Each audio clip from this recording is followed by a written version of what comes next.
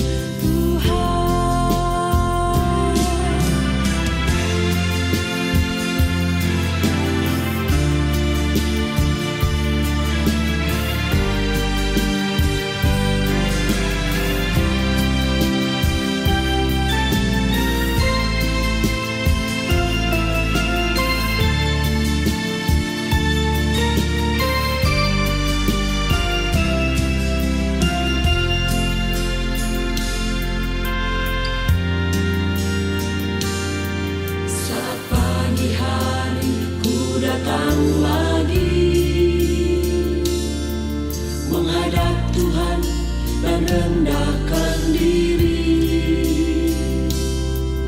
mengucap syukur buat hari yang Kau beri, memuji Tuhan dengan sepenuh hati.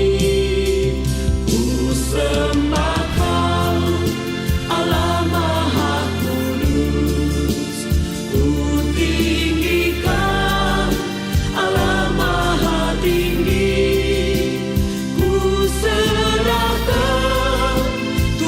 Jiwa rohku dalam pimpinanmu, Tuhan.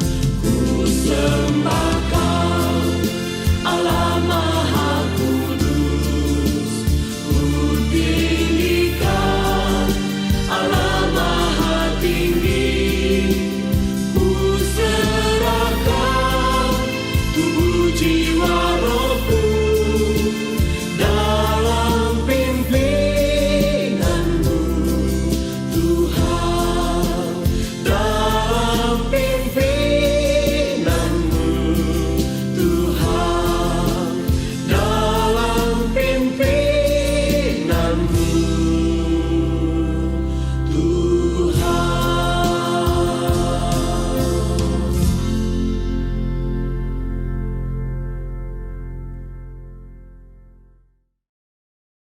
Selamat pagi saudara yang dikasih Tuhan, kita ketemu lagi dalam persekutuan doa pagi GKI Gading Indah.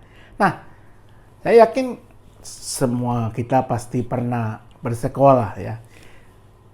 Adakah guru Anda, waktu Anda sekolah dulu yang sampai saat ini masih Anda ingat betul? Mungkin biasanya guru yang diinget-inget tuh, kalau bukan yang baik banget ya, yang ngasih nilai nggak pelit, nggak pernah marah, suka nraktir murid misalnya, atau guru yang galaknya luar biasa ya, yang killer katanya.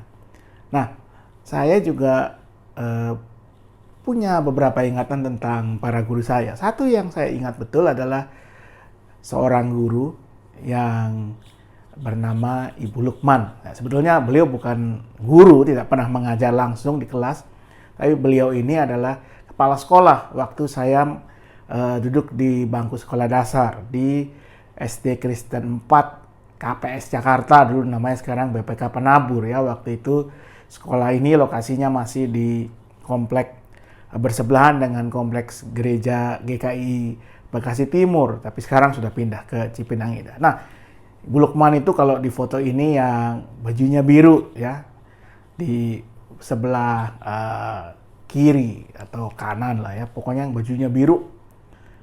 Beliau adalah kepala sekolah.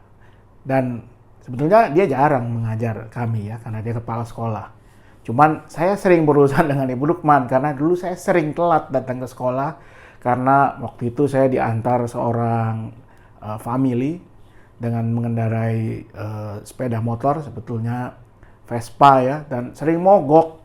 Jadi ya, kalau Anda pernah punya Vespa tahu ya, kalau mogok harus dibongkar, dibersihin businya dulu, baru jalan dan sebagainya. Saya sering terlambat sampai sering sekali menghadap ke kantor Ibu Lukman untuk disetrap dulu sebutnya ya, suruh bikin kali-kalian ya, 1 kali 1, 1 kali 2, terus saya tuh udah sampai lupa saya 20 kali, saking seringnya terlambat.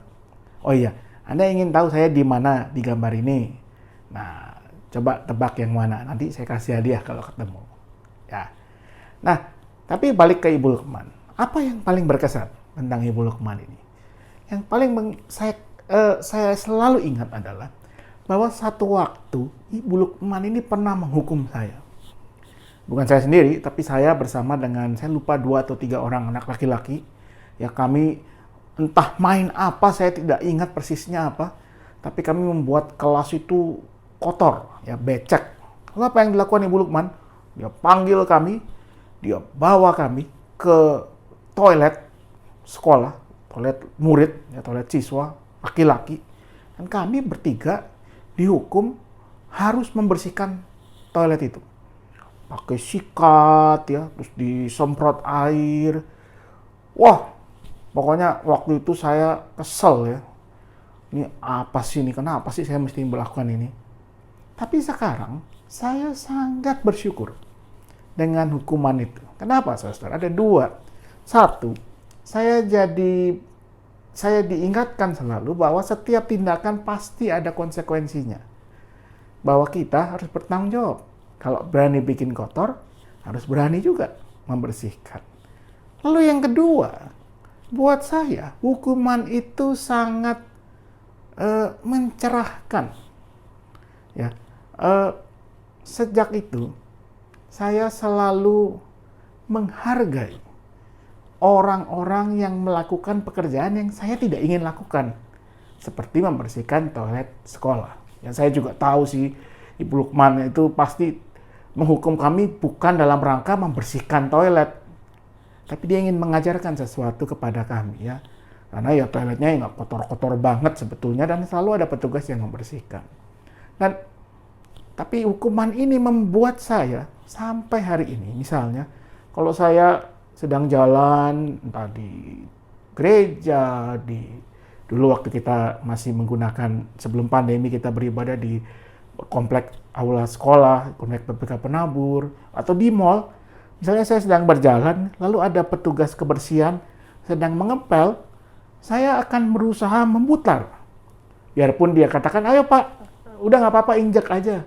Saya akan berusaha menghindari bagian yang baru diapel itu, mungkin dengan jalan, kalau orang Jawa bilang itu melipir di pinggir ya. Kalaupun sampai terpaksa tidak jalan lain, saya harus menginjak bagian yang baru diapel itu, saya akan mengatakan, aduh mohon maaf Pak, mohon maaf sekali. Saya merasa bersalah harus melakukan itu. Padahal orangnya katakan nggak apa-apa Pak, lewat aja. Semua karena apa yang dulu dilakukan oleh Ibu Lukman. Dia mengajarkan hal itu lewat menghukum kami. Untuk menghargai orang-orang yang melakukan pekerjaan yang mungkin kita nggak terlalu suka kerjakan. Nah, sayangnya sekarang kayaknya nggak mungkin ya menghukum murid seperti itu. Istri saya pernah cerita misalnya di sekolah tempat dia mengajar ada murid menumpahkan air lalu dihukum karena mereka main-main gitu, lalu dihukum gurunya suruh ngepel, orang tuanya datang marah ya. Dia katakan, saya masukin anak saya ke sekolah ini bukan supaya dia belajar ngepel, tapi supaya nanti dia bisa bayar orang buat ngepel. Orang tua edan kalau menurut saya, ya mohon maaf. Tapi saudara, ini adalah hal yang sangat penting, yaitu bagaimana kita bisa menghargai setiap orang, terutama orang-orang yang mungkin oleh banyak orang dipandang rendah, dipandang ya cuma tukang sampah misalnya, atau cuman petugas kebersihan, tukang sapu jalan, atau pekerjaan-pekerjaan lain seperti itu. Padahal kita kan tidak mau melakukan pekerjaan itu. Padahal mereka bukan orang yang rendah, mereka orang yang bekerja dengan jujur, dengan baik, dibanding koruptor yang hidupnya mewah tapi hasil ngemplang duit. Menurut saya mereka lebih mulia pekerjaannya. Dan saya jadi ingat apa yang dikatakan oleh Ibu Teresa. Dia katakan begini, your true character is most accurately measured by how you treat those who can do nothing for you. Karaktermu itu akan diukur setepat-tepatnya dengan bagaimana engkau memperlakukan orang yang tidak bisa melakukan sesuatu buatmu. Artinya orang yang kalau kita baik ke bos, ya, wah itu biasa, wajar. Kita baik ke siapa misalnya, ke pendeta gitu ya, wajar ya, karena pendeta itu pelayan, misalnya pelayan jemaat, atau orang yang dianggap orang yang dihormati. Tapi karakter kita akan diukur setepat-tepatnya, terlihat paling jelas ketika di bagaimana kita memperlakukan orang yang tadi can do nothing for you, yang tidak kita anggap biasanya, yang melakukan pekerjaan-pekerjaan seperti itu. Mungkin pembantu rumah tangga kah, atau asisten rumah tangga sekarang kita menyebutnya, atau tadi tukang sapu, cleaning service, pekerjaan-pekerjaan yang kita pandang rendah. Justru kepada orang-orang seperti itulah perlakuan kita menunjukkan karakter kita yang sejati. Dan bukankah ini sejalan dengan apa yang Tuhan Yesus ajarkan? Matius 25 ayat 40, kita tahu betul ya seluruh pasal perikopnya tentang Yesus mengatakan bahwa di akhir zaman itu orang akan dipisahkan seperti kambing dan domba, ya. Lalu ayat 40, sang raja itu menjawab orang-orang yang menolong sesamanya. Dia katakan, aku berkata kepadamu, sesungguhnya segala sesuatu yang kamu lakukan untuk salah seorang dari saudara-saudaraku yang paling hina ini, kamu telah melakukannya untuk aku. Perhatikan, menurut Tuhan Yesus, perlakuan kita kepada mereka yang biasanya dianggap hina, itulah yang dipakai untuk mengukur sikap kita kepada Tuhan. Dan bukan perlakuan kita kepada para raja, para rohaniwan, ya, para pemimpin, orang kaya. No. Perlakuan kita kepada mereka yang dianggap paling hina. Jelas, tandas, clear, crystal clear. Jadi kalau kita masih menganggap remeh orang-orang yang melakukan pekerjaan seperti itu, mereka-mereka yang kita pandang sebelah mata atau nggak dipandang sama sekali, hati-hati. Jangan-jangan kita sedang melakukan hal itu kepada Tuhan sendiri. Dan kalau kita mengajarkan kepada anak-anak kita hal tersebut, yang seperti tadi itu ya, bapak yang orang tua murid yang mengatakan, saya nggak masukin anak ini ke sekolah ini supaya belajar ngepel, tapi supaya bisa bayar orang buat ngepel. Bukankah harusnya kita mengajarkan anak-anak kita juga untuk melakukan sesuatu yang terbaik untuk orang-orang yang tidak seberuntung diri kita atau anak-anak kita. Seperti yang ada di gambar ini ya. Biasanya yang dilakukan orang kan, if you don't study, ini kata si mamanya nih ya, mama yang satu nih yang rambutnya pirang ini. If you don't study, you will end up like him. Nih kalau kamu nggak belajar nih, kamu bakal kayak dia nih ya, jadi pengemis. Ini yang selalu kita katakan kan ke anak-anak kita. Tapi coba kalau kita katakan seperti ibu yang satu lagi. If you study well, you'll be able to build a better world for him. Kalau kamu belajar dengan baik, kamu akan bisa membangun atau membuat dunia yang lebih baik untuk orang-orang seperti mereka. Betapa indahnya kalau itu yang kita ajarkan kepada anak kita. Untuk menghargai setiap orang, terutama mereka yang sering kita pandang rendah. Kenapa? Karena sesungguhnya dalam diri mereka lah Tuhan hadir. Selamat pagi. Selamat beraktivitas. Tuhan memberkati selalu. Mari kita berdoa. Pertama-tama marilah kita berdoa untuk bangsa dan negara kita. Biarlah Tuhan yang selalu berikan kekuatan pada para pemimpin kita dalam hikmat, dalam integritas, sehingga mereka dapat melakukan yang terbaik, memimpin bangsa ini khususnya di tengah pandemi, di tengah upaya pemulihan atas situasi ini. Biarlah para pemimpin kita dan kita semua selalu mengupayakan apa yang baik untuk kehidupan bersama.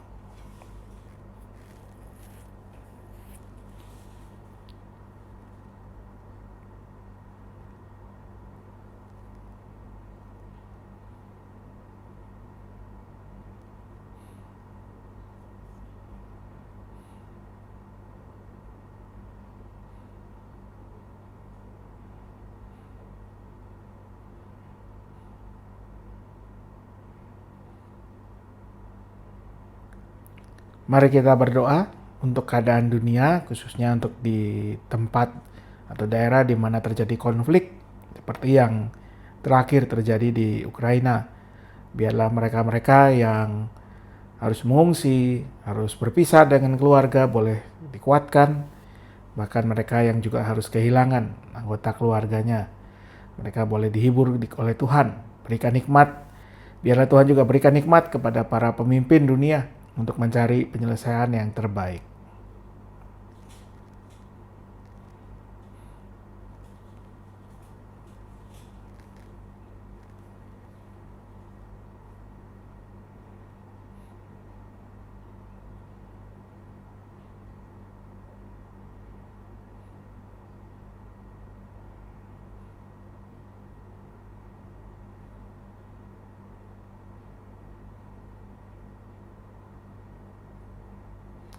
Mari kita berdoa juga untuk gereja Tuhan dimanapun ada, agar gereja boleh tetap menyatakan kasih Tuhan, khususnya kepada orang-orang yang terpinggirkan, pada mereka-mereka yang sering tidak dianggap. Biarlah gereja, yaitu kita semua, boleh terus menyatakan kasih Tuhan, khususnya kepada mereka yang biasanya dianggap rendah oleh orang lain.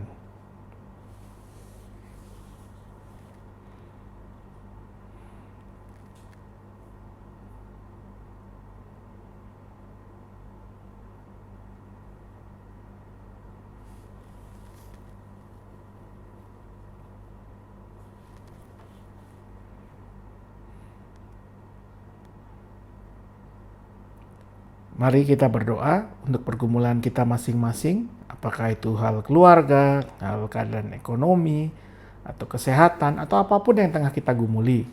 Hal yang kita mau bagikan, mau kita nyatakan kepada Tuhan, agar Tuhan yang menguatkan dan memimpin kita selalu. Mari kita naikkan doa pribadi kita.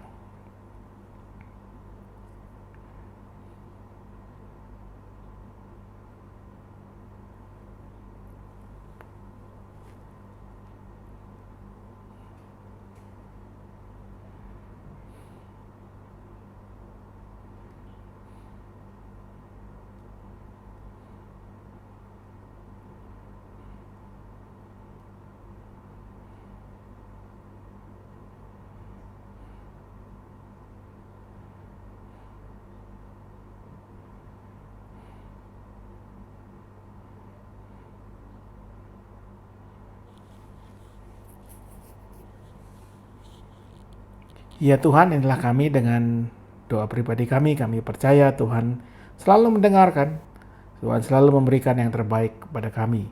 Karena itu berilah kami juga hati yang mau terbuka untuk menerima kehendak Tuhan. Kami bersyukur hari ini kami diingatkan bahwa Engkau hadir bahkan dalam diri orang-orang yang sering kami anggap rendah atau kami tidak perhatikan. Dan karenanya kami dipanggil untuk memperlakukan setiap orang secara hormat, secara layak, sebagaimana kami juga ingin menyatakan itu kepadamu sendiri. Karena itu ya Tuhan, mampukan kami, pimpin kami dan beri kami hikmat-Mu selalu. Kami mau melanjutkan hari kami yang baru ini hanya dengan berkat dan anugerah Tuhan. Karena itu kami serahkan doa ini hanya dalam satu nama, Yesus Kristus Tuhan kami, yang juga sudah mengajarkan kami semua untuk berdoa demikian. Bapa kami yang di sorga, dikuduskanlah namamu, datanglah kerajaan-Mu, jadilah kehendak-Mu di bumi seperti di sorga. Berikanlah kami pada hari ini makanan kami yang secukupnya. Ampunilah kami, seperti kami mengampuni orang yang bersalah kepada kami. Janganlah membawa kami ke dalam pencobaan, tapi lepaskanlah kami dari yang jahat. Karena Engkaulah yang mempunyai kerajaan, kekuasaan, dan kemuliaan sampai selama-lamanya. Amin.